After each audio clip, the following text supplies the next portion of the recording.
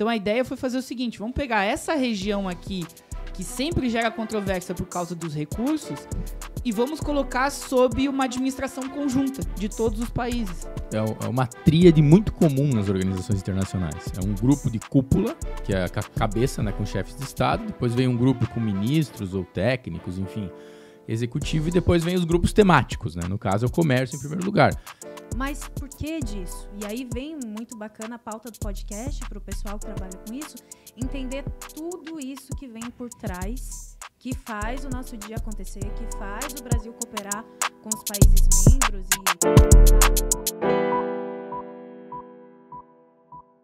Saudações, movimentadores da balança comercial ao InvoiceCast. Vamos falar desse bloco econômico muito especial pra gente aqui, que muita gente do comércio exterior utiliza, para quem viaja também aqui no Mercosul usa bastante ele, às vezes nem sabe todos os benefícios que tem. Nós vamos falar hoje do Mercosul. Vamos entender um pouco da história, como é que ele surgiu.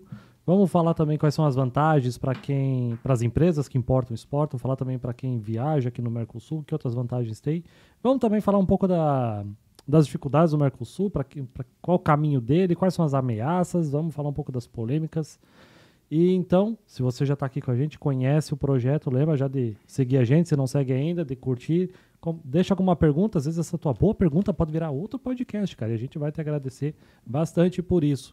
E lembrando, cara, se você quer apoiar o projeto, temos diversas empresas aqui apoiando. Nós temos a Get, a Locomex, a Link, a Loginfo, a Englobal, Safe Consulting, Task, Logistics, Interfreight, WSI, Comex, Ship2Ship e AGL. É uma galerinha, mas é importante porque isso aqui dá trabalho, necessita manutenção. Então, muito obrigado a todas as empresas. E claro, também eu vou agradecer aqui a presença do Daniel Correia, do Ricardo Boff e da Laís Capelezo, né? A pessoa que tem mais consoante aqui no sobrenome, né? 2P, 2L, 2S. Exatamente. Muito obrigado pela presença de vocês. Então, gente, Mercosul. Mercosul significa Mercado Comum do Sul, certo? Já tirei um pontinho na prova. Quais são os países membros atualmente? Brasil, Argentina, Paraguai, Uruguai, Venezuela suspensa. E Bolívia entrando. E a Bolívia tá entrando ainda? Tá entrando ainda, Jonas. Ainda bem que não é o Peru, senão a piada ia ficar boa. Então é a Bolívia. Desculpa. É a Bolívia.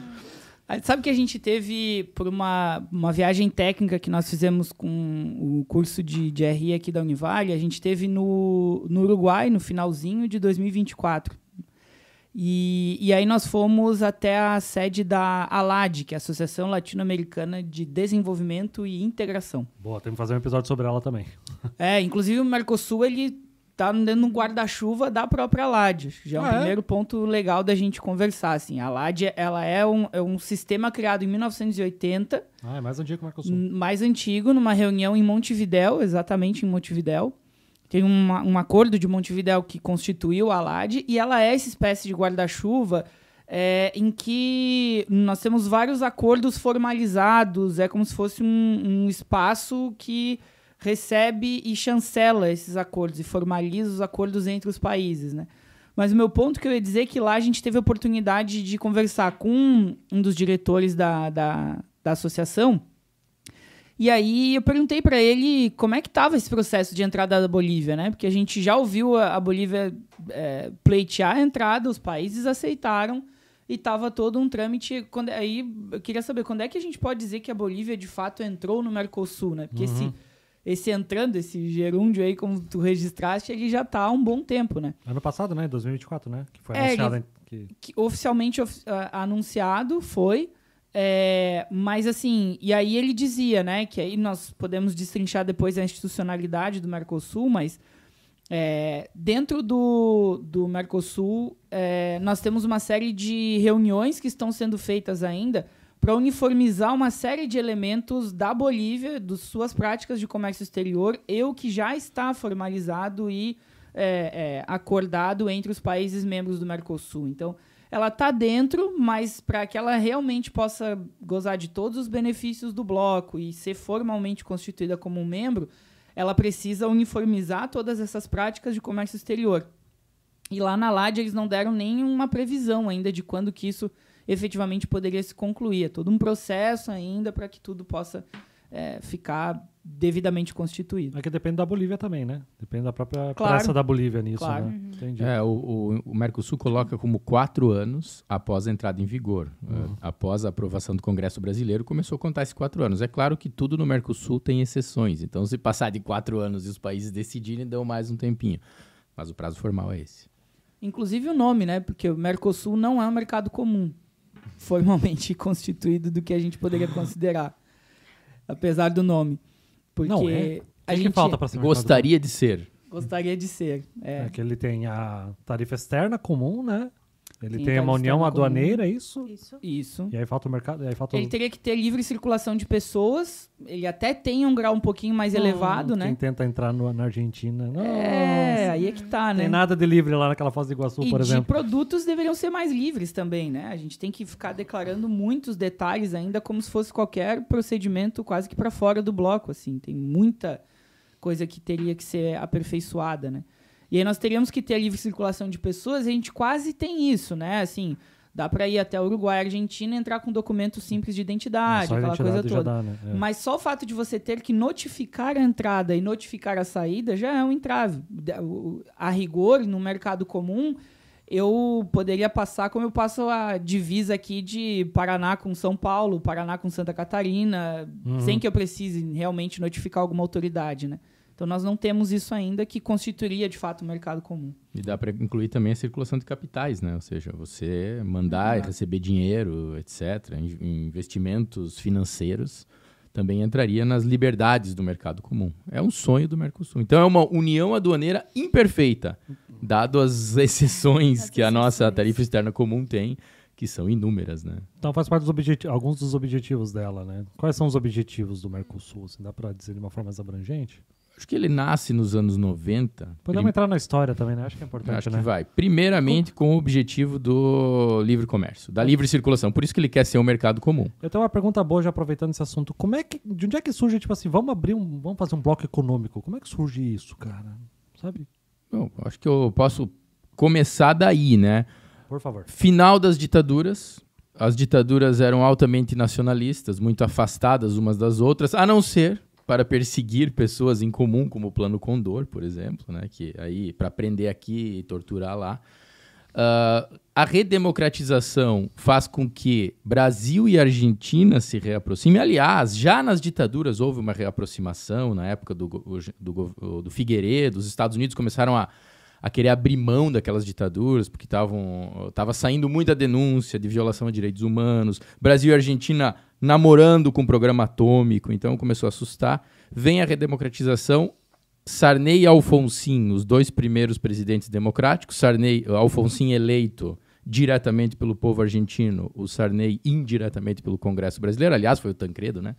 Aí os dois amigos pessoais, pelo menos o que os livros de história dizem, se aproximam, fazem um acordo bilateral entre Brasil e Argentina, né? Ou seja, um acordo que envolvia desde cooperação em vários aspectos, mas, sobretudo, livre circulação, e um acordo que prometia até uma complementariedade econômica e industrial. Ou seja, a ideia é que ainda nós estávamos numa era desenvolvimentista, digamos assim. Mas aí, com a queda do Muro de Berlim, com o fim da União Soviética, acelera-se o mundo livre, né? E aí já tem as negociações da OMC, que vão estourar em 94, né, com o fim da rodada do Uruguai. Então, nesse momento, o que se fala no mundo? Né? O fim da história, acabou a era soviética, acabou a era do protecionismo, agora é a hora de liberalizar. Então, o Mercosul vem nessa onda. Seria um primeiro passo de globalização. A globalização é a OMC, que tem o mesmo objetivo do Mercosul, só que no mundo. Vamos liberalizar o comércio no mundo inteiro. Né? Então, o Mercosul seria bom. Para você não entrar de cara na globalização, você tem uma etapa, que é a regional. Você treina na região, você abre o comércio aqui, as suas empresas vão se adaptando ao mundo mais globalizado, até porque elas tinham muita proteção, muito subsídio até os anos 80. É uma liberação sob controle, vamos sob dizer controle, assim. Mas seria um primeiro passo. Inclusive, um dos artigos da OMC prevê, como exceção, as tarifas externas comuns regionais, porque elas não deixam de ser um protecionismo ao grande mercado mundial. Então o Mercosul entra com essa ideia altamente liberalizante. Então nos anos 90 entra assim. E aí as outras coisas vêm sendo agregadas, por exemplo, cláusula democrática, e aí o Mercosul social, aí tem uma série de outros temas que nós podemos entrar depois. Depois da da crise brasileira-argentina entre 99 e 2001, aí você tem uma virada à esquerda na América Latina no século XXI, aí você tem o governo Bush com a guerra ao terror, então aquele oba-oba da globalização e tal vem para trás, e aí uma nova agenda surge, não apenas comercial. Mas o Mercosul, a origem, o DNA dele, a espinha dorsal, é o livre comércio, e as outras coisas vêm sendo agregadas, né? Um resumão, digamos assim. Inclusive, ele se constitui com o Tratado de Assunção, em 1991, né? Com esse objetivo de liberalização comercial. Mas a formalização do Mercosul como mercado comum, e aí muito mais no desejo do que na prática, né? Ela se dá em 1994, no Protocolo de Ouro Preto. Até que foi rápido, né? Nesse sentido, sim.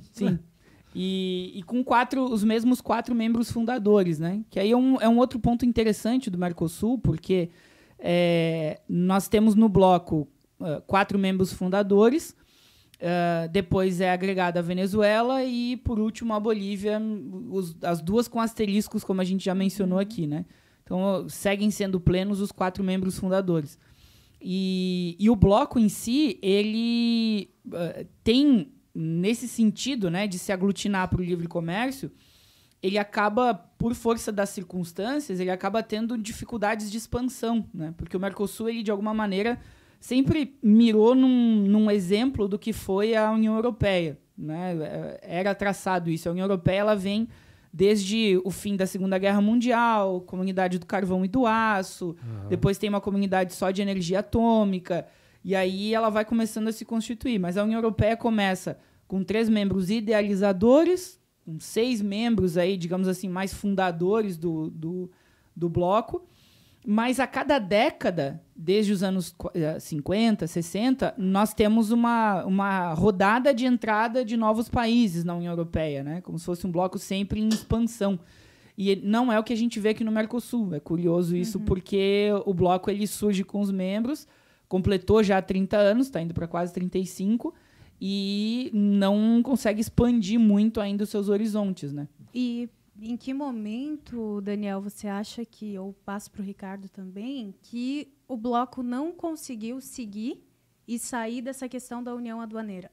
Claro que são vários fatores políticos que interferem nessa questão, em o bloco não caminhar para o que é a União Europeia, mas qual fator vocês acham, em algum momento histórico, que isso se perdeu? Porque o bloco se inicia, ele vem com força. Em algum momento, isso tem um stop, né, no meio do caminho. Ao que vocês acham que se deve isto? Olha, eu começaria, Daniel, aí já, com uma questão que a União Europeia já tem uma história de industrialização conjunta, dada que as regiões são muito mais porosas, as fronteiras são muito mais porosas. Por exemplo, você tem uma região alemã na França, você tem uma região austríaca na Itália. Então, a indústria já nasce mais integrada pós Segunda Guerra Mundial, né? Então, tem um caminho que a União Europeia ela vai partir de economias mais ligadas. As nossas economias, historicamente, são primárias exportadoras olhando para fora. Sim. Então, elas concorrem entre si. Bom, tudo bem, nós importamos trigo da Argentina, mas somos todos primários exportadores. Todos, hoje em dia, com soja, carne, minérios. E, claro, conforme alguns países vão ter banana, vão ter fruta, mais a Venezuela, por exemplo, economia mais tropical, mais caribenha, mas todos olhando para fora com pouca complementaridade entre si. Então, o auge do comércio entre o Mercosul, que foi ali no final dos anos 90, no caso do Brasil, chegou, se eu não me engano, a 19% da balança comercial brasileira, e hoje está em 11%, então é muito pouco, enquanto que na Europa, mais de 50% na média do que um país europeu exporta é dentro da Europa. Então nós aqui, com exceção dos países menores, nós não chegamos a 20% muitas vezes. Então, se você tem os Estados Unidos, todo mundo olha para os Estados Unidos. Quando tem a China, todo mundo vai olhar para a China. Estamos sempre olhando para alguém. E aí vem outros fatores. A baixa densidade fronteiriça. Nossas cidades são todas muito litorâneas, distantes uma das outras. As pessoas estão longe, não tem tanta demanda social. Nós temos barreiras de infraestrutura, que vocês que lidam com logística sabem melhor do que nós, como é que a coisa funciona, barreiras de harmonização legislativa. O Brasil nunca exerceu o papel da Alemanha, porque alguém tem que pagar pela integração. E na medida em que o Brasil se desindustrializa, ou o peso da indústria diminui, e cada vez mais soja, cada vez mais Mato Grosso, cada vez mais China e menos Argentina. Então todos esses fatores vão se somando e aí, por fim, uma coisa leva a outra. Dependemos muito do presidente de plantão. Então quando está lá o Lula e o Néstor Kirchner, conversam. Agora está o Lula e o Milei, mal conversam. O Milei vem para Balneário Camboriú e não visita o Lula não vai lá na posse do Milei. Tivemos aquela foto maravilhosa no G20 também, dos dois juntos, né? Com cara de Nossa, asterisco, né? Então, eu diria que põe conjunto de põe coisas na tela do podcast, retroalimentam. por favor, que essa foto é maravilhosa. Tipo... Cara, não deu... Dois chefes de Estado não conseguiram nem disfarçar que não se gostam. Não deu. Maravilhoso.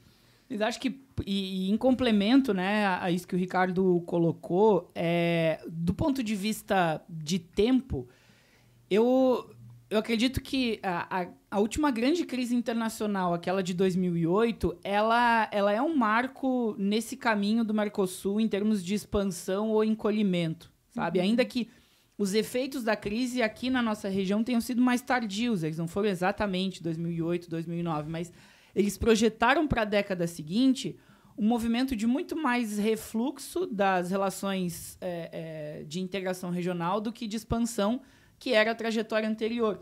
Porque nessa linha do tempo aqui que o Ricardo desenhou, né, nos anos 90, o Mercosul avança muito fortemente na liberalização comercial. Depois, nos anos 2000, ele começa a ser mais multitemático e vai para outras áreas, tentando buscar um pouco desse caráter orgânico que a União Europeia teve, como o Ricardo registrou aqui.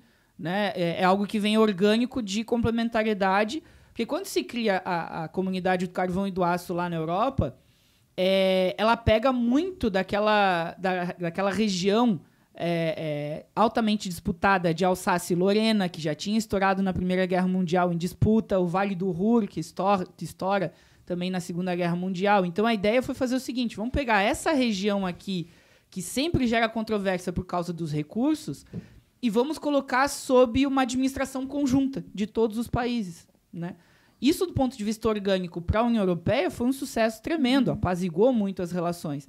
E vejam como essa questão de recursos segue sendo latente, né? Porque aí o principal debate hoje da Rússia com a Alemanha é o gás, é o petróleo, é a energia como elemento central. Aqui na América Latina, nisso que o Ricardo registrou, nós não tivemos essa complementariedade, apesar de que, em termos de recursos naturais, temos todas as condições para que isso ocorra. Né? Temos um Chile oferecendo cobre, o Brasil com outros vários minérios, a Argentina com parte de lítio junto com a Bolívia. Então, teria muito potencial. A própria Venezuela com o petróleo e tal. Nós teríamos um potencial se essa integração viesse organicamente a partir de recursos naturais que pudessem propulsar uma matriz produtiva conjunta. Mas não foi o caso. Então, é como se a gente fizesse o caminho inverso. Né? A gente tenta artificialmente forçar algo que na Europa foi orgânico. E aí, essa segunda década dos anos 2000, depois da crise de 2008, ela dissipa muito daquelas iniciativas que vinham antes, porque aí trocam os presidentes, o fluxo comercial já diminui, a China entra com uma força muito maior.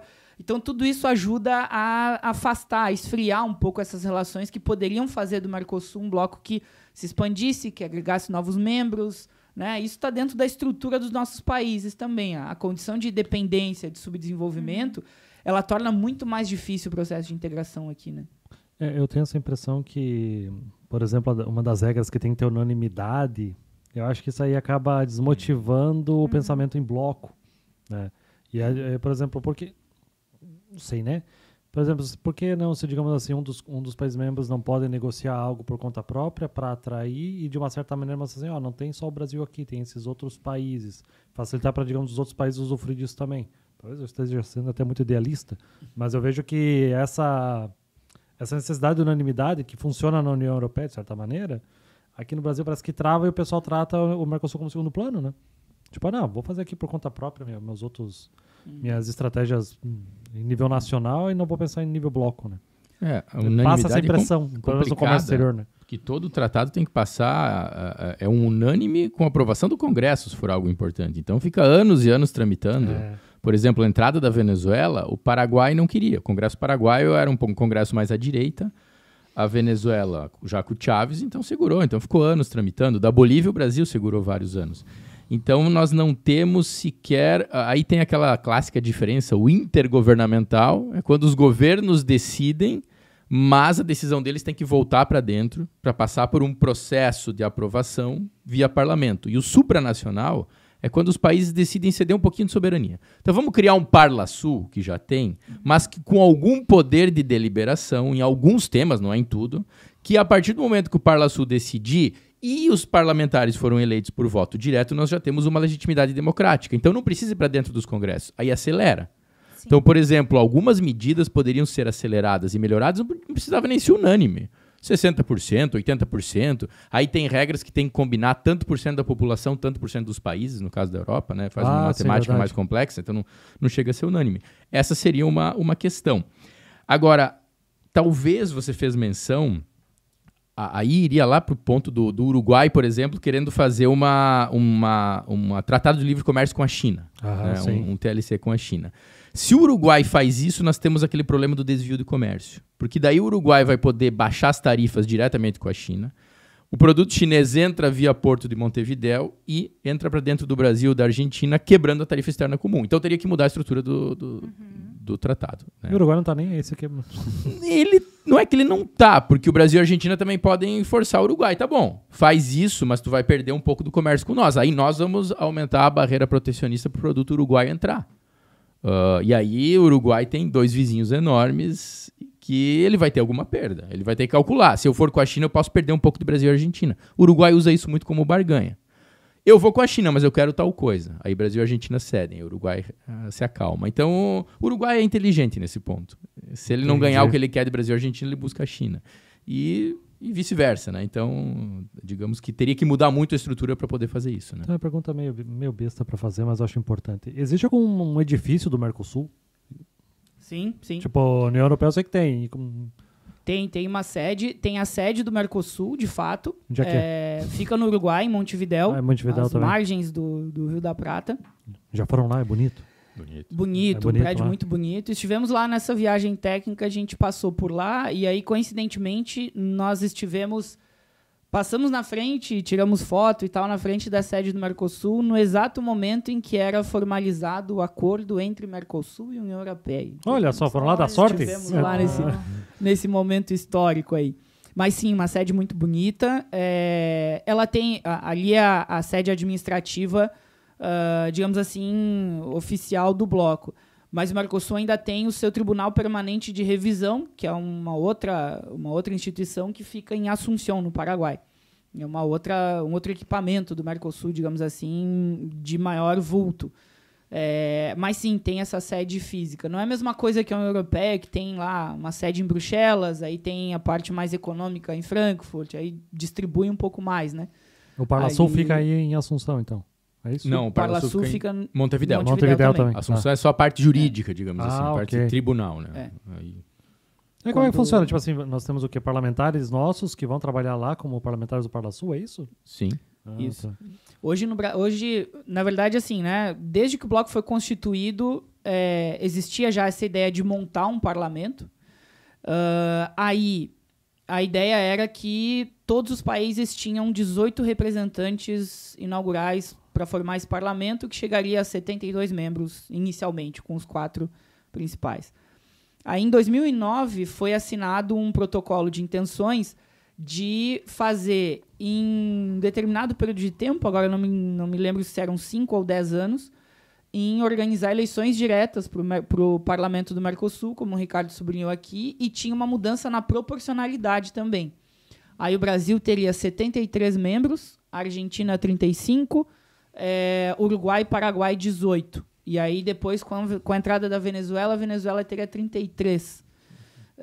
E aí faria-se essa distribuição. Baseado essa proporção o quê? No PIB? O que é? Na população. Na população mesmo. Isso, exato.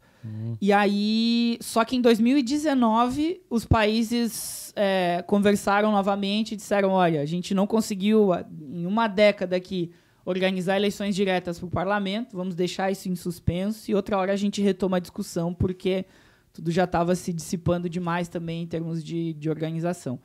E aí não se avançou. Mas hoje nós temos formalmente, se eu não me engano, são 30 ou 37 representantes, 37, eu acho, brasileiros no Parlasul. 27 deputados e 10 senadores hoje. E o tempo de duração dos parlamentares brasileiros, ele coincide com o tempo dos seus próprios mandatos legislativos aqui dentro, que é a forma através da qual o Parlasul se organiza hoje, né? E aí cada país tem a prerrogativa de atribuir um determinado tempo de mandato e a forma de indicação dos seus membros para o parlamento. E vale lembrar que o Parlasul é meramente consultivo hoje, né? Ele não tem nenhum poder de deliberação, alguma coisa que ele decidir é obrigatório. Ele vai indicar coisas que podem ser feitas ou não. A Argentina chegou a fazer uma eleição direta em determinado momento, mas foi o único. Eu acho que com certeza foi descontinuado. Então, estamos nisso, né? E os próprios parlamentares se escolhem entre si, né? Então tem pouco apelo popular, né? Uma pergunta, Laís? Não, eu acho que vale a gente falar também um pouquinho da estrutura dos conselhos que tem dentro do Mercosul, né? Para passar para o pessoal que isso é muito bem organizado ali dentro para que as coisas aconteçam e sejam deliberadas. Tem o Conselho de Mercado de Mercosul, acho que vocês podem falar um pouco dessa estrutura e como ela funciona, né? Depois que é tomada uma decisão, depois que os países membros votam determinada questão, como isso é deliberado de maneira prática. Nós temos o Conselho do Mercado Comum, que é o órgão máximo do Mercosul, que se reúne 2 vezes ao ano. E é nessas reuniões que a gente tem, em conjunto com toda a agenda, né, as chamadas reuniões de cúpula do Mercosul, quando vão os presidentes, quando acontece a troca da presidência rotativa do Mercosul, que é aquela presidência por ordem alfabética, né? Então, Argentina, Brasil, Paraguai, Uruguai, Venezuela, e aí vamos ver como é que vai ser agora uma chegada depois da Bolívia, que assumiria um pouquinho antes do Brasil. Mas a ideia, nesse caso, né, é que o Conselho do Mercado Comum é onde se tomam as decisões mais estratégicas do bloco, né? Por exemplo, discutir a entrada em vigor do acordo com a União Europeia vai a partir do Conselho do Mercado Comum, que é esse órgão máximo. Depois nós temos o Grupo do Mercado Comum. E aí o grupo ele funciona institucionalmente como um órgão executor. Então, o Conselho pensa estrategicamente e o Grupo do Mercado Comum, de fato, vai pragmaticamente executar tudo aquilo que o Conselho formulou, né? E aí, no Grupo do Mercado Comum, nós temos representações de 4 membros titulares e 4 suplentes, que vão ser designados por cada país. Geralmente são funcionários ministeriais, pegam um segundo, um terceiro escalão de governo, assim. E aí se organizam e têm tratativas junto à Câmara de Comércio do Mercosul, né? Ou a esse órgão de tratar efetivamente a política comercial do bloco, que aí vai discutir as diretrizes mais específicas, né? O caso de uma regra de origem, como é que vai se estabelecer, como é que se formalizam os documentos, o que tem que ter em cada trâmite aduaneiro. Aí ele é um grupo mais específico para a parte comercial, né? Bem técnico, exatamente.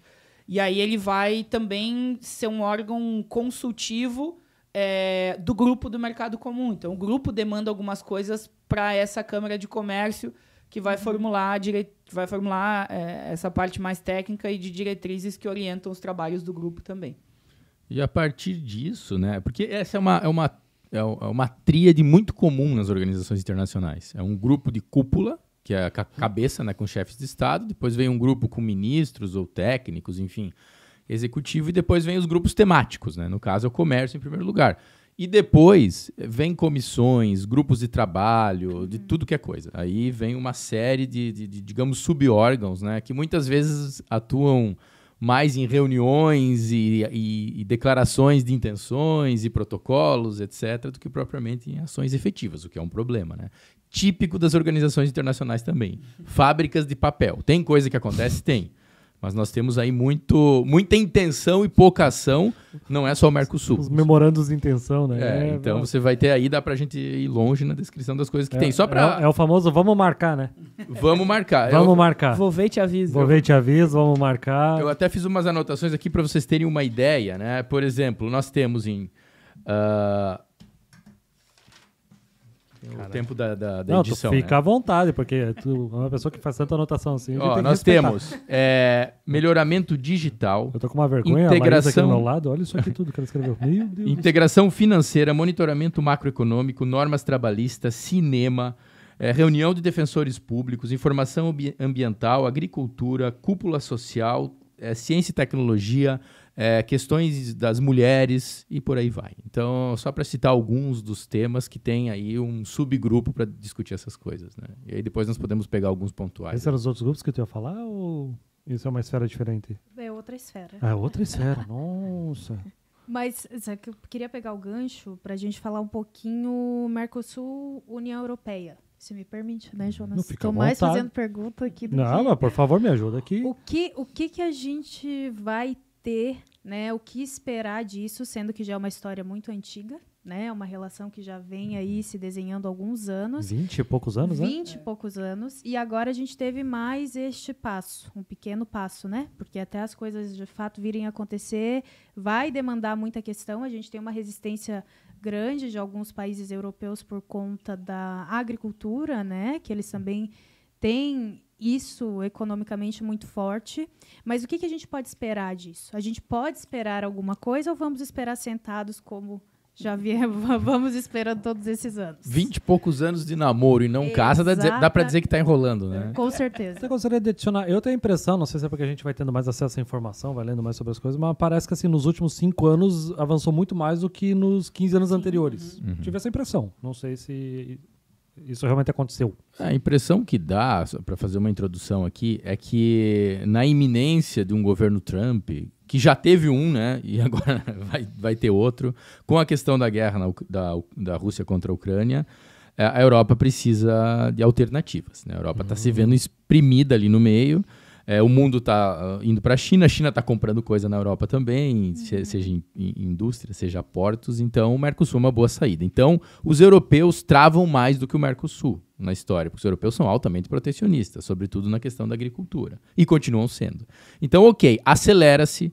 A Ursula von der Leyen, ela quer mostrar o serviço, ela quer deixar uma marca, como o Lula também quer. Então, na parte das cabeças, digamos assim, na parte dos formuladores de política externa, chefes de Estado e a chefa da União Europeia, da Comissão, a coisa andou. Só para situar a nossa audiência, a Ursula é a presidente da União Europeia, né? Isso, seria mais ou menos isso. Ursula von der Leyen, né? Von der Leyen, né? Eu dei uma portuguesada aqui, né? Então, ok, eles vão assinar. Mas como o acordo é complexo e envolve a questão comercial, questão de cooperação política, envolve questões regulatórias, e aí tem exigências ambientais, exigências trabalhistas, pela norma europeia precisa passar pelos parlamentos. E aí nós vamos continuar tendo o problema do agricultor francês protestando, jogando excrementos contra né, as suas representações, como fez, ou outras formas de protesto. Aí tem o agricultor, fogo em carro, que eles gostam bastante. Eles adoram. Agricultor austríaco, irlandês, holandês, ou seja, né, quem quer mesmo esse acordo é a Alemanha,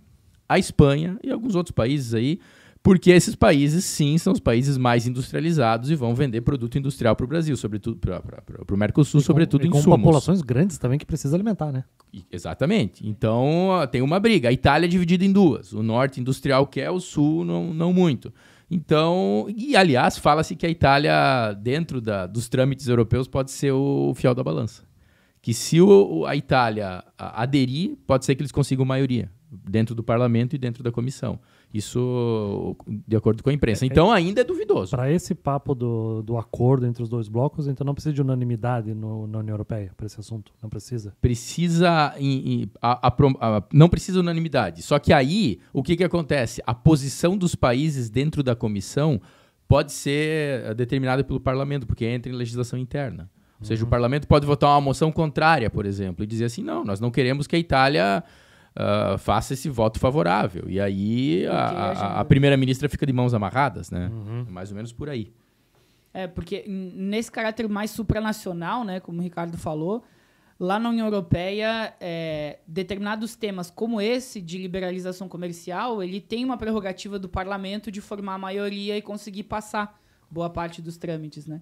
Só que tem alguns elementos, alguns ajustes ali de política comercial que precisam ter alguma validação interna, vão ter essas disputas, principalmente de grupos econômicos que vão se sentir prejudicados, vão pressionar. Então, é um processo que tende a ser muito longo, né? O acordo, a primeira vez que se falou dele foi em 1999. Então, a gente tem 25 indo para 26 anos já desse trâmite, dessa novela. Mas, de fato, né, nos primeiros 20 anos, pouca coisa andou. E quando começou a andar, e essa impressão que tu tens, Jonas, eu acho que ela é bastante pertinente, né? Mais ou menos essa sensação que a gente aqui também tem, ela é uma movimentação naquilo que o Ricardo sublinhou, porque a União Europeia passou a ser mais incisiva em querer fazer o acordo, né? Antes disso, ela ficava deixando em banho-maria, deixava de lado e tal, tinha seus próprios interesses. Quando ela se vê pressionada pela China de um lado e pelos Estados Unidos do outro, ela vai buscar um desafogo. E nos países africanos, que eram geralmente o primeiro escalão dessa retomada europeia, muitas vezes, o clima não está tão bom, né? Nós temos uma série de países africanos se levantando contra a própria França, o seu caráter imperialista, né? Várias coisas que vão surgindo. O Macron falando que vocês deviam agradecer pela França. Esses absurdos aí que a gente Senhor das bolas fora, ainda, esse Macron, cara. Meu Deus do céu, cara. Então, e aqui no Brasil e nos países aqui do Mercosul, uma certa disposição maior por governos mais liberais que estão olhando essa possibilidade como uma forma de abrir mercados e ampliar o volume, né, de comercialização econômica. Então, esse processo aí do acordo, ele provavelmente tem um trâmite ainda bastante longo, né? E aí a gente pode ver, num sentido mais pragmático, né? Certamente o volume de comércio é muito grande. É necessário registrar que seria a primeira vez que a gente teria um acordo de livre comércio celebrado entre dois blocos econômicos formalmente constituídos. Né? Uhum. No máximo, a gente teve entre um bloco e um país. Ou, obviamente, entre países bilateralmente. Mas dois blocos, né, abrindo esse trânsito aqui de comércio, e dois blocos que têm uma população que supera 400, 500 milhões de habitantes, né, no total, somar toda a população dos dois blocos juntos. Então, é um volume de comércio gigantesco. Agora, se a gente for pensar em termos estratégicos para o Brasil, não me parece que a gente vai ter um resultado muito positivo do bloco, porque ele reforça todas as nossas condições de dependência, de subdesenvolvimento, de primarização da pauta exportadora, porque o que a Europa vai demandar de nós são esses produtos alimentícios. Pouca coisa processada, minimamente, mas nada muito de muita densidade tecnológica, né? Enquanto que a contrapartida é que nós tenhamos que abrir o nosso mercado, principalmente industrial. E aí é curioso ver porque mesmo uma parte expressiva da indústria brasileira está topando o acordo, que é o acordo. Ao passo que, de um lado, os agricultores franceses ou vários agricultores europeus querem proteger o seu próprio mercado, porque sabem que os nossos produtos entram lá muito competitivos, os industriais da América Latina como um todo, em específico aqui da região do Mercosul, querem um acordo. E isso parece um paradoxo, né? Mas eu leio esse movimento muito dentro do quanto os países do Mercosul eles ficaram muito afastados do que é a fronteira da tecnologia dentro de uma cadeia global de valor.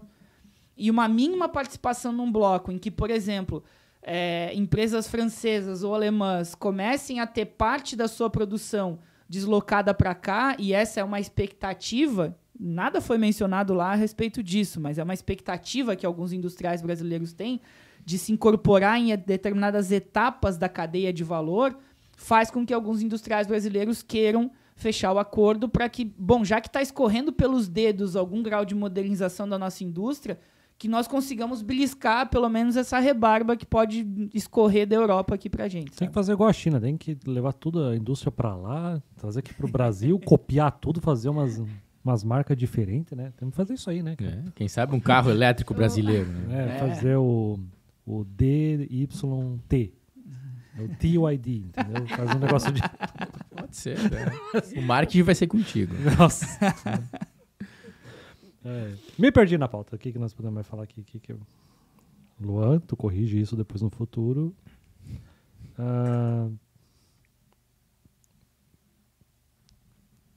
Deu quanto tempo de gravação, Duda? 45 minutos. Nossa. Não parece. Bastante. Já foi Passou bem, rápido, né? Pois é, né? mas... eu tenho outro assunto bom. Tá. Como é que fica o Mercosul na presença de, por exemplo, novos grupos de amigos, porque não é um bloco econômico como por exemplo, o BRICS? Sabe? Eu fico com aquela impressão assim, será que com o fortalecimento do BRICS, aí temos não é um bloco econômico, né? Mas esse grupo de amigos que tem, tipo, China, Rússia e Índia, né? Países gigantescos. Me parece assim que será que não vai ficar meio de lado no futuro mais ainda o Mercosul? Porque me parece que assim, o Mercosul ainda é relevante por causa desse acordo com a União Europeia. Que, cara, se não tivesse esse acordo, o que a gente estaria falando do Mercosul hoje? Sabe? Será que... E outros blocos, né? Tem que ler outro bloco, me fugiu o nome agora, ali na China. ASEAN? O ASEAN. O ASEAN que é ASEAN, gigantesco. o RCEP, lá, que é um do maior acordo de livre comércio do mundo. Sim, sim. Que envolve todo mundo. Olha, aí eu acho que justamente a ascensão chinesa pode dar maior importância para o Mercosul. Porque aí você tem que olhar a pauta exportadora, né? Vai lá no site de pauta exportadora, a nossa pauta exportadora para a China, ela é primaríssima. Soja pega quase tudo. E daí minério de ferro e outras coisas. A nossa pauta exportadora para a Argentina, ela ainda é majoritariamente industrial. Então o Mercosul não deixa de ser uma resistência ao que resta da indústria brasileira. E de alguma maneira a Argentina também, porque a Argentina também exporta mais produtos de valor agregado para cá, né? E Paraguai e Uruguai aí vão na onda, né? Digamos assim. Então, com o deslocamento da indústria do mundo para a Ásia e para a China, porque o Mercosul ele vai servir como um bloco, do ponto de vista comercial, ele serve como proteção à nossa indústria. A nossa indústria, eu digo mercosulina, seja com os Estados Unidos, com a Europa ou com a China. Então serve como um lugar em que ainda conseguimos ter cadeias um pouquinho mais densas de produção e exportação. Agora, do ponto de vista político, os países unidos podem negociar melhor com qualquer bloco do mundo. Porque não vamos sair do mundo liderado por Estados Unidos, Europa, Bretton Woods e ONU e vamos para um mundo liderado por BRICS, Banco dos BRICS, Fundo dos BRICS e novas instituições que podem surgir. Nós podemos continuar tão pobres ou tão subdesenvolvidos ou tão primários exportadores como antes, e é o que tende a acontecer. A China não vai salvar não vai resolver os nossos problemas. Então, o Mercosul pode funcionar como essa garantia de que temos um mínimo de lugar para exportar produtos industriais com maior valor agregado e para negociar também com a China e também com os BRICS de uma maneira mais unida. Brasil e Argentina juntos são mais fortes do que Brasil e Argentina separados, seja com os Estados Unidos, seja com a China. Então, acho que ainda tem relevância, embora num mundo mais complexo. Eu quero pegar esse momento antes que nós temos um novo apoiador aqui chamado Avia Seguros. Eles são marketplace para seguros de viagem. Ah, mas meu cartão de crédito tu tem. Não cai nessa. Teu cartão de crédito tem que ser muito bichão, cara, pra valer a pena mesmo tu usar o seguro do teu cartão de crédito, tá? Tem um monte de entrelinhas, não cobre tudo que parece. Tu tem ideia quanto é que custa um hospital nos Estados Unidos? Cara, é muito mais do que $10 mil, cara. É muito mais caro que isso. Então você pode acessar o Marketplace aqui. Cara, tá aqui o link aqui embaixo. Acessa, é só colocar... Tem que colocar qual continente você vai, qual que é o período, coloca o e-mail, o telefone, ninguém te encheu o saco já de cara, tem que fazer um cadastro muito simples. Tu já começa a ver todos os valores, começa já a fazer a adequação para o que tu precisa. Então eu gostaria de ouvir de vocês um perrengue de viagem, que teria valido a pena talvez ter um seguro como o da Via Seguros. Olha, eu estava em Cusco, no Peru, Ok. uma cidade que eu altamente recomendo. É naquela altura, naquelas altitudes lá que... 3.200 mais ou menos, né? Que você tem que tomar a pílula do sorote, que é uma espécie de, digamos assim, um ativador do sistema sanguíneo, né? Alguns usam Viagra, né? Que Pode faz o trazer mesmo para o efeito. Brasil essa pílula aí ou não? Não sei, pode ser que tenha coca. Então vê se É a melhor Anvisa não deixa, trazer. né? Melhor não trazer. E aí eu tinha levado duas formas de obter dinheiro. Uma era um cartão, né, que eu ia sacar diretamente no caixa, e a outra era dinheiro em cash, né? E aí pensei, bom, né, tem um dinheirinho considerável, escondido aí na meia, etc, Tá. que não era tão considerável assim. A primeira vez que eu vou sacar, vocês já viram aqueles caixas que ele engole o teu cartão e depois ele gospe fora, né? Aham. Depois ele engoliu e não devolveu. Ah, meu Deus. Na primeira vez que eu fui sacar em Cusco, que aconteceu? Eu fiquei com dinheiro contado ali para no máximo 10 dias. E Era eu tinha aqueles chupa-cabra, 30 será? dias Não. de viagem. Eu não conheço o conceito, mas... É aquele negócio que eles colocam na frente do caixa eletrônico pra roubar as informações do teu cartão. É Mas normalmente possível. ele devolve, né? Pois é, eu não sei. Talvez foi falha do próprio cartão. Eu tentei entrar em contato, ninguém me respondeu. Enfim, vocês conhecem o Couchsurfing? Couchsurfing é uma espécie de surf no sofá, né? Que você entra em contato, faz amizade com as pessoas. Nós reunimos um grupo de pessoas para passar o Réveillon juntos, porque eu estava viajando sozinho em hostel. Fiz amizade com uma peruana, que inclusive é minha amiga até hoje, ficou no apartamento em Balneário quando eu morava. E eu pedi para minha mãe ir para a Caixa Econômica, que é o banco que ela utiliza, passar o dinheiro para ela sacar, me entregar uma pessoa que eu conhecia há 2 dias. E deu certo, ficamos amigos. Foi bem fácil, acredito, E né? aí, não foi nada fácil, até porque a Caixa Econômica não sabia direito de fazer lá em Faxinal, né? O pessoal não estava acostumado e tal. Então, foi um perrengue que eu tive, ainda que eu consegui ir levando, eu tinha um dinheirinho, mas eu ia ficar sem dinheiro e não ia absolutamente sem dinheiro se não tivesse conhecido essa menina. Então, é um dos perrengues possíveis aí. Muito bom, perrengue. Então, para você não passar perrengues, a Via Seguros está aqui o nosso link. Se você colocar invoice no cupom, pagar no Pix, tem 10% de desconto. Aproveita. Não, além de que o comércio entre os países do bloco também tem uma relevância muito grande economicamente, né? Pode não ter os maiores índices, mas a gente vê cada vez mais importações de produtos do bloco, às vezes em detrimento, e daí, claro, são casos específicos de produtos que são da China. Inclusive, no ano passado, teve uma alteração na regra de origem do bloco, onde 45% dos produtos podem ser importados. Ou seja, eu posso importar alguma coisa da China, em 45% agregar algo brasileiro e fazer a exportação para a Argentina, que eu estou dentro da origem. Ou Quase seja, uma maquiladora. né? É um meio de você estar fazendo comércio com outro país fora do bloco, mas para você manter o bloco ativo em relações econômicas. Então, eu acho que mesmo que tenham o surgimento de outros blocos e haja essa negociação entre eles, o Mercosul, para nós, ele ainda é muito válido, além de todas essas questões que o Ricardo colocou, mais para o nosso comércio, de fato, né? Tem um outro ponto interessante também nisso, que é a possibilidade que, por acordos que aí foram bilaterais, né, não foram exatamente acordos do Mercosul, mas que permitem com que os países aqui do bloco tenham negociações diretamente em yuans com a China, por exemplo, né, dentro dessa esteira de um arranjo financeiro que possa, eventualmente, rivalizar com as instituições tradicionais dos acordos de Bretton Woods, lá, FMI, o dólar como principal moeda internacional. E aí, um caso interessante que eu tomei conhecimento um tempo atrás foi de uma empresa de revestimentos aqui no estado que tinha uma parte muito expressiva da sua operação de comércio exterior com a Argentina, né? E que durante os anos de 2022 e principalmente 23 e 24 teve dificuldades no trâmite. 23 foi o ano mais crítico. Teve dificuldades nos seus trâmites de comércio exterior por conta da escassez de dólares na Argentina, né? Sim. Nossa, e aí, conseguia entregar o produto e não recebia tudo pingado. Muita empresa passou por isso aqui na região, né? Chegou ao ponto da empresa ter exportado uma quantidade... Aí eles tiveram um recorde, assim, no gráfico é interessante de ver. Eles tiveram um recorde de exportação durante um tempo, mas porque a empresa que comprou queria usar os revestimentos como reserva de valor. Eles guardaram aquilo...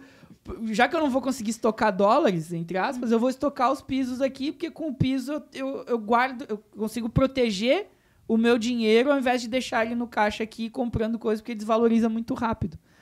Nossa. Então, eles fizeram isso. O estoque parado era vantagem. Exatamente.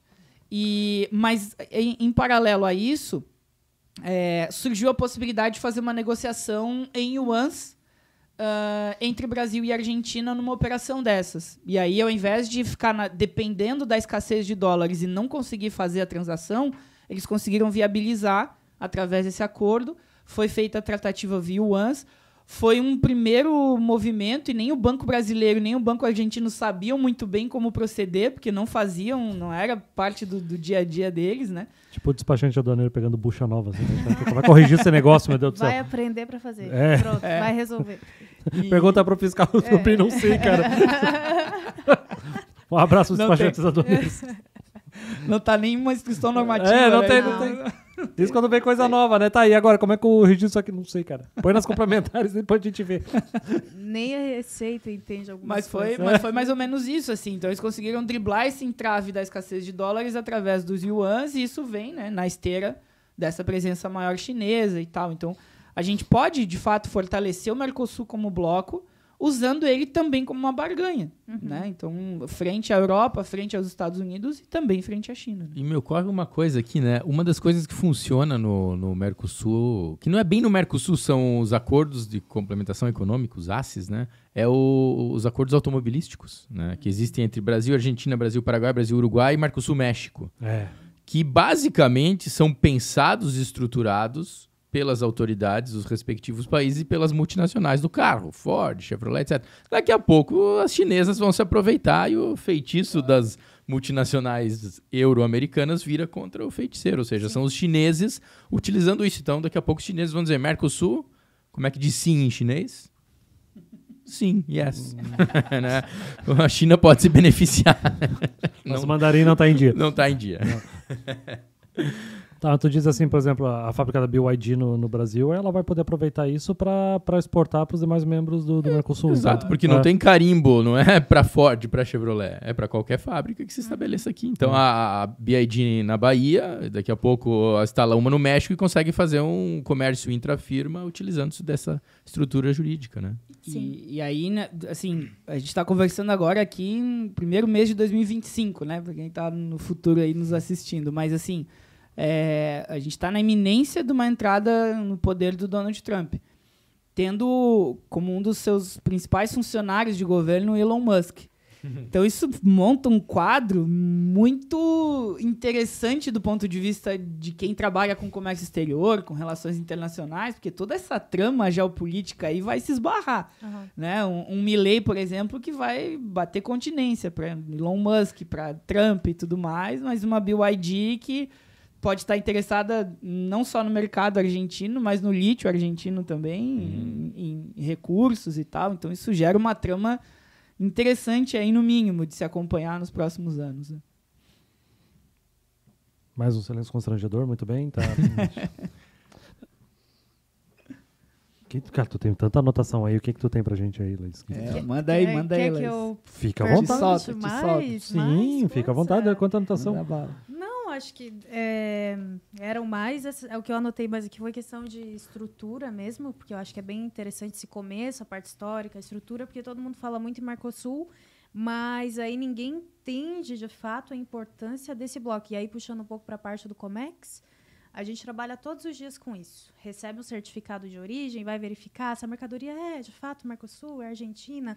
Mas por que disso? E aí vem muito bacana a pauta do podcast para o pessoal que trabalha com isso, entender tudo isso que vem por trás, que faz o nosso dia acontecer, que faz o Brasil cooperar com os países membros e tá atuante no cenário internacional, no mercado internacional.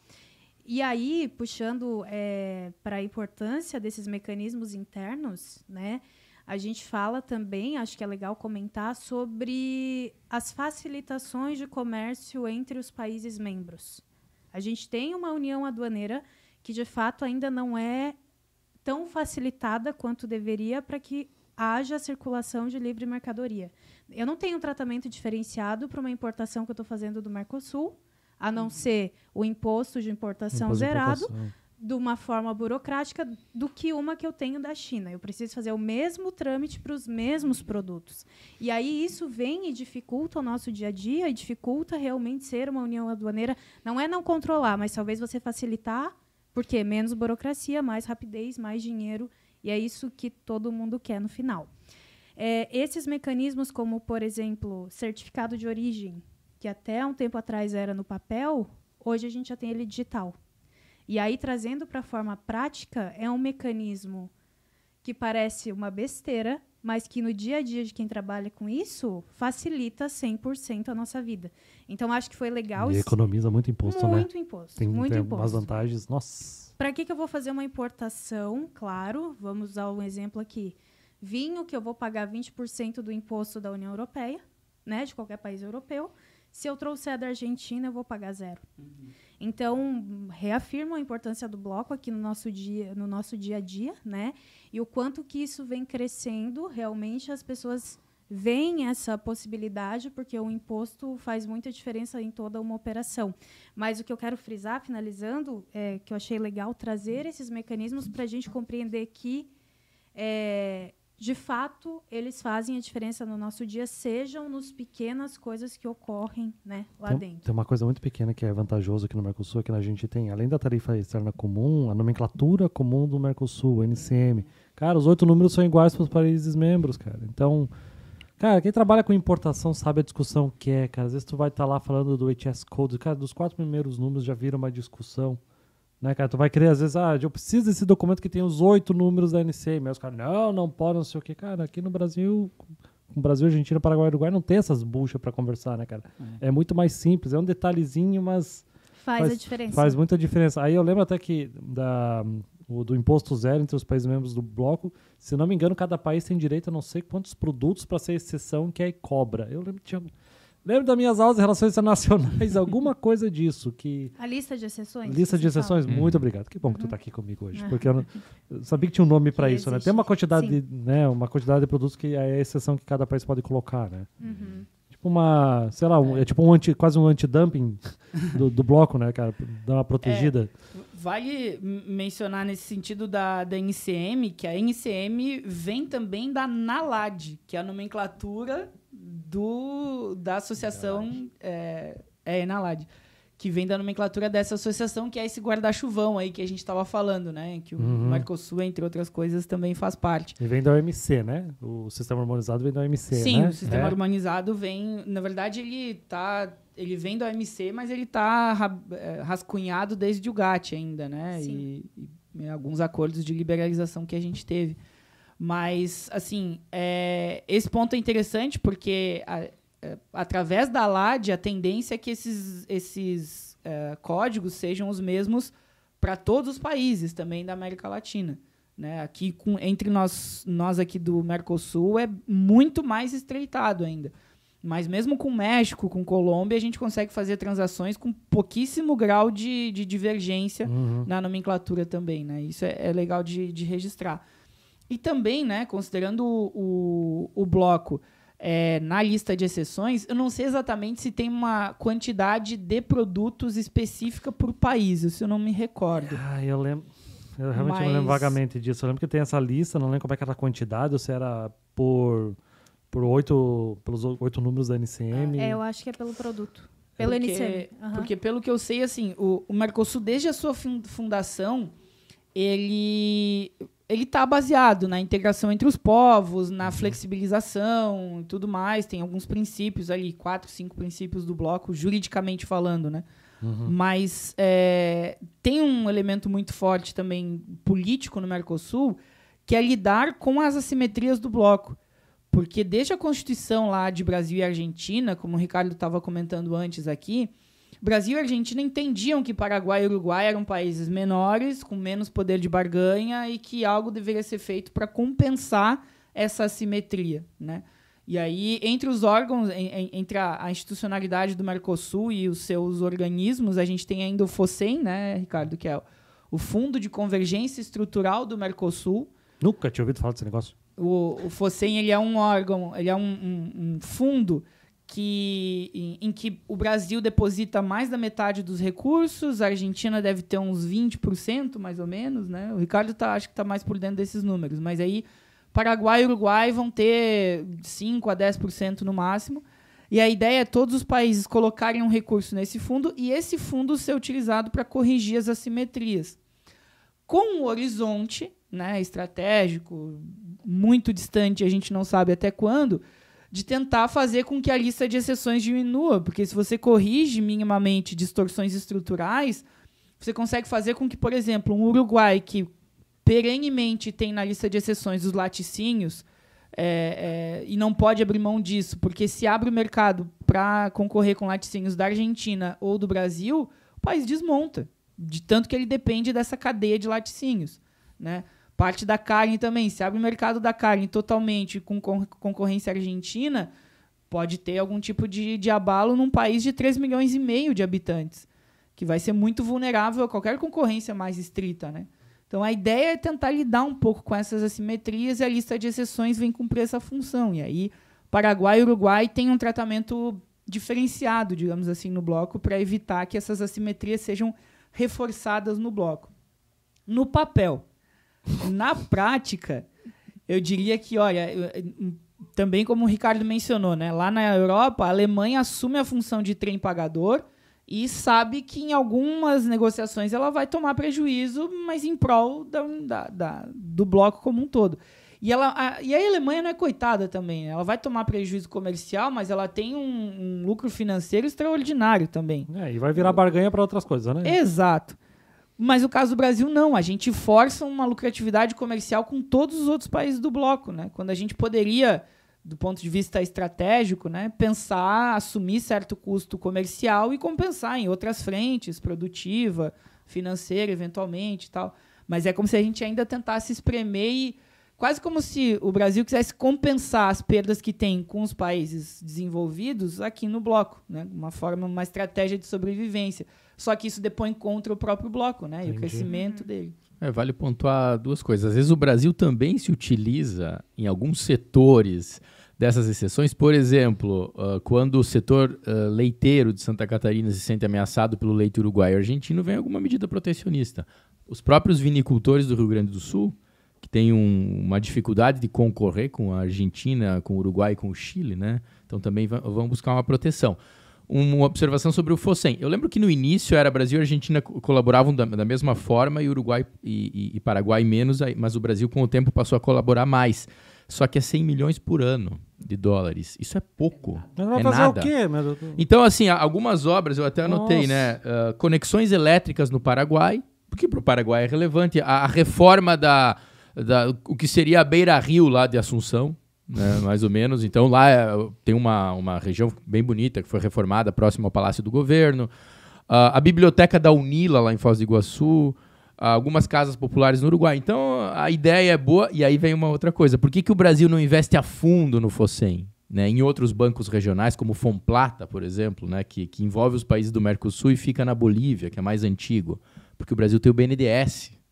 Então, o Brasil prefere ter o seu banco, que vai financiar a exportação dos seus serviços, do que financiar algum fundo regional que lhe perca um pouco o controle. Então, você vai dizer assim, bom, é uma posição soberanista do Brasil? Primeiro vou pensar em mim. Mas aí o Brasil deixa de dar ganhos maiores para os vizinhos e compensar em alguma outra coisa, como o Daniel falou. E eu acho que vale a pena, já que entramos nas coisas menores, entre aspas, dizer que o Mercosul vai além da questão comercial e financeira e econômica. Então o Mercosul tem, claro que se relaciona às placas do Mercosul, que facilita o controle da polícia. Não gostei, porque eu gostava de saber a cidade das placas, pra xingar. Tinha que ser de não sei aonde pra estar dirigindo desse jeito, era muito bom. O sujeito vem de Xanxerê e acha que xingava. Ele provavelmente era mais xingado do que xingava, mas tudo bem. Mas isso era bom, é a segunda vez no podcast que eu sou xingado porque eu sou de Xanxerê, cara, sabia? Essa é a segunda vez, cara. Mas isso era bom, né? Porque eu sou de Faxinal, que é vizinho, né? Então, onde? Eu sou de Santa Maria da Boca do Monte. Não, baita metrópole. Nossa senhora. Mas aí você chegava em Florianópolis e errava. Acho melhor não falar. Não, agora. Dois vizinhos do Paraná. Paraná. É maior colega que... de lá. É quase o nome da cidade é Dois Vizinhos? Nossa, tá. Eita, tô te falando. Um abraço pra nossa audiência de Dois Vizinhos. Mas aí... Bom, enfim. Por que Dois Vizinhos é Dois Vizinhos? Tá, né? não gostei. Não gostei das placas. Eu não gostei das placas. E a placa agora na Argentina tá vindo de papel aqui no Brasil, né? Vocês viram essa? Como? A Argentina tá sem dinheiro, sem recurso na Casa da Moeda. Eles estão sem as partes holográficas e tudo para fazer. Não. Aí eles pediram ajuda do Brasil, aí o Brasil aceitou, né? Os nossos órgãos de trânsito aqui aceitaram que os carros argentinos pudessem circular aqui com uma placa emitida em papel, com carimbo, com assinatura de Ministério de Transportes da Argentina, alguma coisa assim. Mas aí coloca onde isso? Tipo, tem que levar no Põe caderno? o cara pode pôr no para-brisa. Tinha alguns circulando por aí. Eu não Estão vi fazendo isso. Eu não vi também. Placa Cara, para-brisa. Mas, de qualquer maneira, você está facilitando o turismo, né? Então, temos aí isso. Está dentro do espírito do mercado comum.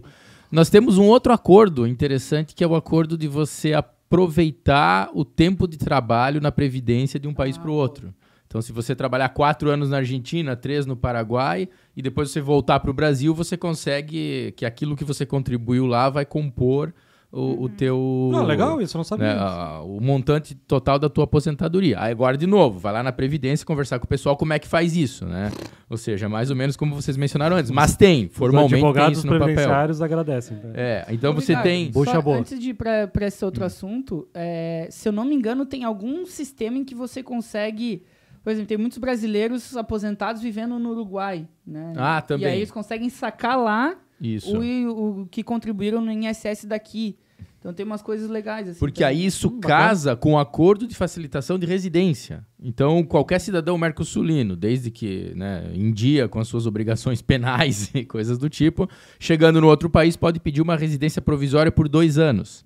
Aí, se você tiver meios de se manter, uma casa, tudo bonitinho, você pode pedir a definitiva.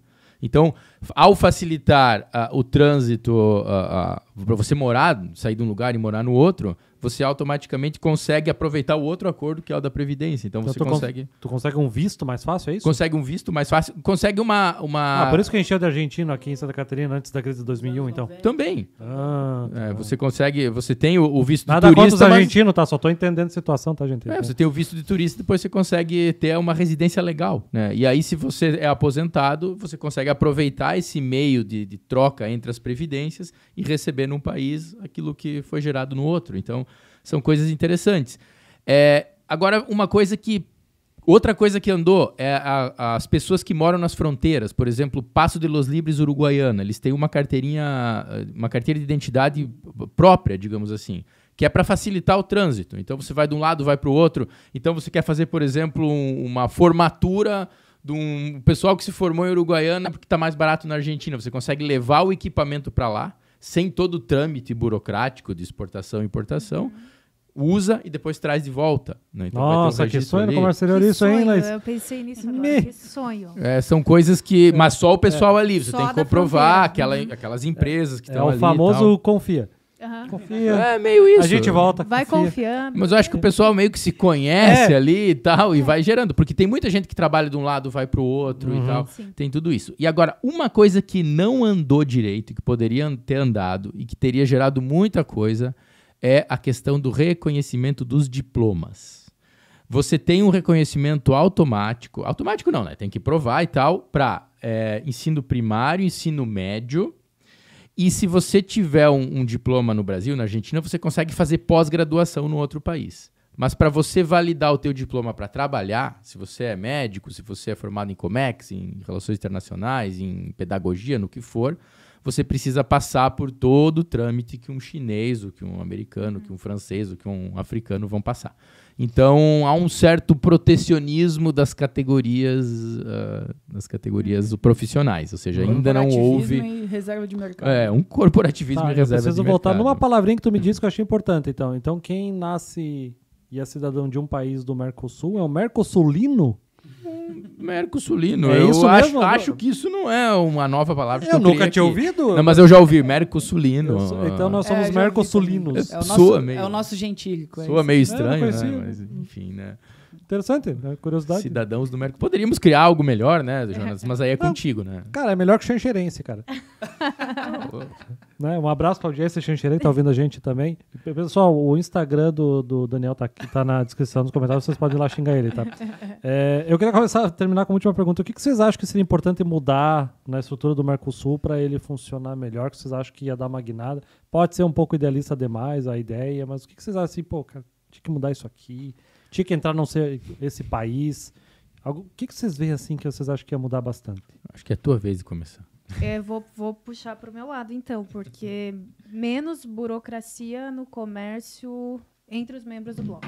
Tinha que ser um despacho aduaneiro mais simples, Tinha né, que ser um cara? despacho aduaneiro mais simplificado para que isso incentivasse mais a transação comercial entre os países. Uhum. Já parto dessa premissa. Outra coisa, digitalização de documento. Eu acho isso fundamental também para desburocratizar.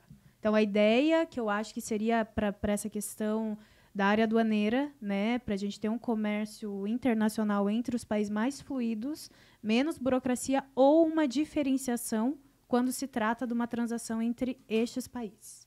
Acho que impulsionaria mais a relação comercial no bloco. Gostei muito disso porque, inclusive, teve um episódio mais antigo que eu falei com uma moça que trabalhava na França, uma brasileira que trabalhava na França com comércio exterior, e ela explicou por que a gente tem dificuldade para importar de um país, de uma empresa na Europa que exporta só na Europa. Porque é só com a nota fiscal. Uhum. E aí, a hora que eles têm que exportar para algum país fora da União Europeia, não é nem o caso que seja o Brasil. Os caras falam, o quê? Fatura comercial? O quê? Tem que ficar informando qual é o país de origem, procedência, aquisição. Os caras já desanimam e eles não querem vender pra gente, né? Exatamente. Então, cara, isso é muito importante. Tipo, tinha que ser muito mais fácil, porque na União Europeia é facílimo, né, cara? É só nota fiscal. É claro que é uma questão interna, né, legislação Sim, brasileira, sim. do que solicitar, mas no caso do bloco, se tivesse uma uniformidade maior e um tratamento diferenciado, né, e é claro que isso também pode ser visto como estou favorecendo tal país, mas é claro, tu está dentro de um bloco econômico, é normal que isso aconteça. Então, acho que isso seria bem, bem importante. Boa. Eu vou começar alguns pontos macro e depois para os menores. Eu acho que a primeira coisa, se nós pensamos numa tarifa externa comum, a ideia é você ter uma complementariedade econômica. Então, isso é quase que utópico, isso é pensar muito longe, mas se nós temos dificuldade de ter política industrial em um país, quem dirá ter uma política industrial integrada, ainda mais quando você tem Lula e Milei que mal tomam um café juntos, né? Mas o ideal seria, para acompanhar a tarifa externa comum, o adensamento das cadeias produtivas, né? Como fazer isso é uma discussão muito complexa, mas esse seria o ideal para acompanhar a tarifa externa comum. Junto com isso, a melhora da infraestrutura, né? Vamos usar um exemplo, já que falamos de Xanxerê, né? Chegou em São Miguel do Oeste, chegou em Paraíso, que vai ser a primeira divisa com a Argentina. Você tem uma pontezinha que não aguenta caminhão de muita tonelagem e que não tem a aduana funcionando. Do lado brasileiro e do lado argentino fecha 6. Então você tem que ir até Dionísio Cerqueira. Quantos quilômetros você fez por uma rodovia péssima? Nós até falamos isso no último podcast aqui. Você fez mais uns 80 quilômetros para cima. E se você quiser descer para Poçadas, mais 80 para baixo. Quanto que deu em diesel? Então estamos falando de um gargalo aí logístico e tem vários desses, né? Você tem lá no Uruguai, por exemplo, Jaguarão, Rio Branco e tal, com uma ponte histórica linda, mas que não aguenta tanto peso. Tem que ir para o Chuí, é mais longe. Então isso aí é um ponto.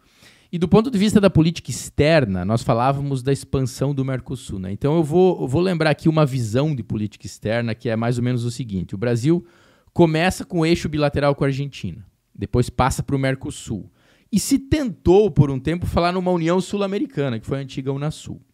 Como é que seria uma expansão do Mercosul? Não precisava ser com o nome do Mercosul, mas seria uma proximidade de Mercosul e Comunidade Andina de Nações.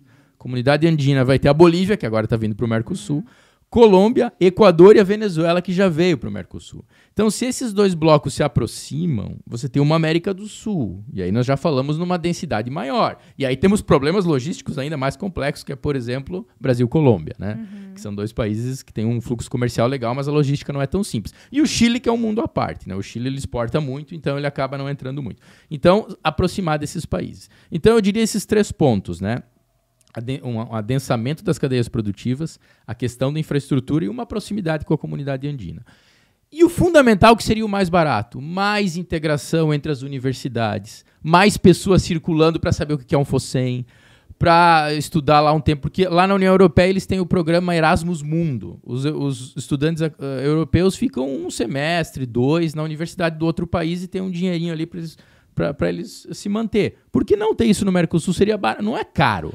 É fazer os estudantes circular mais, é ter um festival de cinema do Mercosul sério e que todo mundo assistisse os filmes de um país para o outro, é ter mais festival de música, é ter mais integração esportiva. Não estou falando nem da Libertadores da América, eu estou falando assim, de modalidades menos, digamos assim, com populares, menos dinheiro do que o futebol. É você ter essas coisas que vão fazer as pessoas se integrar com outro país, ter uma vivência, gerar um tipo de relação, amizade, casais até, que até é uma coisa que se fala. Então, é o soft power, né, cara? é um Por soft exemplo, power. a gente pensa em música, vai pensar em bandas britânicas, vai pensar, sei lá, digamos, um Beatles britânico, mas a gente não olha, digamos, para bandas aqui da América do Sul. A gente é assim. Por quê? Soft power. A gente vai pensar em novela, a gente vai pensar em novela brasileira, a gente vai pensar em dorama. Coreia do Sul. Uhum. Por que a gente não pensa, sei lá, em novelas da Argentina? Pois. Tô indo longe, nem sei se tem novela lá, cara, pra falar a verdade. Séries A gente tem, pensa por nas exemplo. novelas mexicanas do que o SBT passava. Tipo, era o mais próximo. Mas Mas é um soft power necessário mesmo, né, cara, pra gente se integrar. Isso É uma criação importante. de identidade também É. que falta, né? Coletividade na população dos países membros. É uma boa mesmo. Eu vou subscrever aqui os dois relatores. Eu não tenho muito o que agregar, não. Eu acho que a linha é exatamente essa, sabe? Assim, e tem uma discussão muito grande também sobre o Mercosul poder... Porque aí tem... O que é uma integração de manual, né? Você começar com um acordo de livre comércio, evoluir para uma tarifa externa comum, depois chegar no mercado comum, né? Passar da união aduaneira para o mercado comum e depois chegar no que seria uma união total ou federal e chegar com moeda comum e algumas coisas a mais, né? Discutir aí. Moeda comum. Esse é o tópico mesmo nosso, né? Então assim, e até casos que a Europa está discutindo recentemente, que é ter um exército comum, por exemplo, discutir um sistema tributário mais unificado. Essa seria a integração, digamos assim, de manual que a gente vê nas universidades, inclusive. Uhum. Só que ela inclusive, tem a teoria do Bela Balassa, que é o teórico que organizou, né, certinho essa sequência. Só que ele não organizou a sequência e a sequência aconteceu na vida real. A sequência aconteceu na vida real porque foi a experiência europeia, essencialmente, e depois é que veio a teoria para dizer, o correto é isso aqui. Mas não necessariamente tem que ser o que a gente vai ter que adotar no Brasil, no Mercosul, sabe? É ter uma forma de integração regional que esteja mais conectada com o que é a realidade que a gente vive aqui. E que vai ter que lidar com todo o problema da infraestrutura e da logística, a desconexão com outros mercados, a falta de consumo de cultura regional, local. Esse é o ponto que a gente tem. Porque eu estou dizendo isso porque às vezes a gente pensa assim, o Mercosul já nasceu errado porque nasceu queimando etapa. Que foi gente dizendo assim, a gente já lançou mercado comum e não chegou nem nisso porque lançou no desejo, né? Um dia a gente vai querer ser, mas não é ainda, mas vamos lá, os trancos e barrancos a gente vai chegar e vai conseguir e tal. E aí, e também estou falando isso porque ao longo dos anos 2000, na minha formação, eu vi, de acordo com o Data Daniel aqui, uns 854 trabalhos discutindo o que o Mercosul precisava para ter um êxito de integração regional. E 97,8% deles, também, segundo eu mesmo, dizia que a gente tinha que fazer exatamente o que a União Europeia fez. E isso está errado. Está errado porque a gente tem um outro tipo de vivência, um outro tipo de estrutura, um outro tipo de formação social, um outro tipo de perfil produtivo e tem que lidar com os nossos próprios problemas. E aí, diante disso, também para dizer que muita gente diz, o Mercosul só vai andar se ele também for supranacional, por exemplo, como a União Europeia é. E eu até entendo que esse seria poderia ser um passo importante, né? Abrir mão parcialmente da soberania e começar a tomar decisões que sejam internalizadas mais automaticamente. Mas aí, a meu juízo, seria, de novo, começar pelo fim. Eu tenho uma infiltração na parede e, ao invés de quebrar a parede e tentar consertar a infiltração lá de dentro para fora, eu tô pintando com uma tinta anti-mofo, assim, em cima dela. Querer uma supranacionalidade e não tem ponte direito entre os países. Né, eu vou disfarçar 6 meses e vai estourar de novo. Porra, e fazer uma ponte é bem mais tranquilo, né, cara, do que fazer uma supranacionalidade de bloco, né, cara? Então, eu queria deixar isso como um recado também pra gente pensar que a gente tem que ser criativo também para formar um bloco de interação regional com a nossa identidade, com a nossa cara, lidando com os nossos problemas reais aqui, sabe? É isso. Excelente. E pra você, o que precisa então pro Mercosul dar uma guinada? O que ele tinha que melhorar, o que ele tinha que mudar? Qual que é a tua utopia pra ele? E qual seria o próximo bloco pra gente conversar? Já aproveita os comentários aí, fala com a gente o que você está interessado em ouvir. A gente tem falado de países também, né? A gente deu uma conversada no privado, né? Que aquele nosso episódio da Argentina foi muito ouvido. A gente tem que já abordar mais algum da América Latina, né, cara? Acho que a gente tem que conhecer mais a América Latina mesmo. Então é isso. Trabalhos encerrados. Muito obrigado a cada um de vocês e até a próxima. Tchau, tchau.